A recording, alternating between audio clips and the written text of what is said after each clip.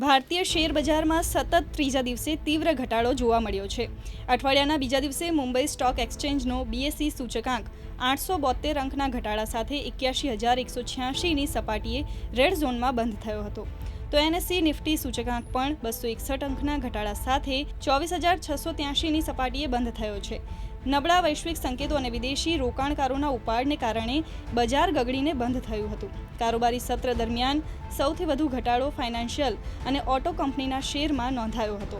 સેન્સેક્સના 30 શેરમાંથી 27 શેરમાં ઘટાડો અને 3 શેરમાં વધારો થયો છે, તો ઝોમેટોના શેરમાં 4.10%નો ઘટાડો થયો છે અને મારુતિ અને અલ્ટ્રાટેક સિમેન્ટ સહિત કુલ 14 શેરના ભાવમાં 2.8% સુધીનો ઘટાડો નોંધાયો છે।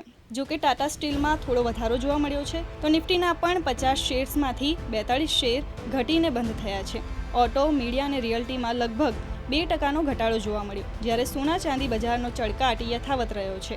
સોનાનો ભાવ 278 રૂપિયાના વધારા સાથે 93,575 અને ચાંદીનો ભાવ 358 રૂપિયાના વધારા સાથે 95,811 રૂપિયા રહ્યો છે। તો બોરાના વીવ્સ લિમિટેડનો આઈપીઓ આજથી રોકાણકારો માટે ખુલી ગયો છે। રોકાણકારો આ ઇસ્યુ માટે 22 મે સુધી બોલી લગાવી શકશે। કંપનીના શેર 27 મેના રોજ બોમ્બે સ્ટોક એક્સચેન્જ અને નેશનલ સ્ટોક એક્સચેન્જ પર લિસ્ટ થશે।